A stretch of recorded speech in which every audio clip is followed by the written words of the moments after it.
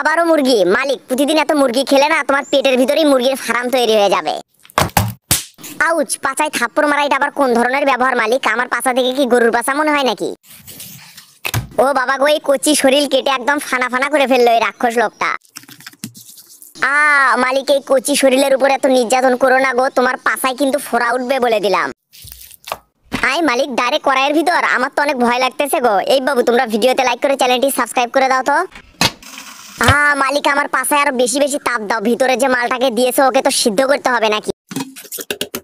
আরো কত নির্যাতন করবে গো মালিক? তুমি সিদ্ধ করে সেই সিদ্ধ শরীরে আবার মরিচ লাগিয়ে দিলে, তাই না? চিপস কি কেউ ওইভাবে কাটে নাকি? তুমি আমার বুকের উপরে যেভাবে চাকুরে গেছো, মনে হয় আমার বুক কেটে কলিজা বের করে নেবে। মালিক, তোমার ভাবসাব কিন্তু আমার একদম ভালো লাগতেছে না। তুমি কি আবার আমাকে গরম তেলে দিয়ে ভাজবে নাকি? না না, এই কাজটি করো না, তোমার গার্লফ্রেন্ডের দিব্যি। ও বাবা গো, এই রাক্ষস লোক তো আমাকে পুরিয়ে একদম পাপড় বানিয়ে ফেলেছে গো। এই বাবু, তোমরা একটু কমেন্ট করে বলো তো তোমাদের কার কার মুরগির মাংস খেতে ভালো লাগে, তাড়াতাড়ি কমেন্ট করে বলো।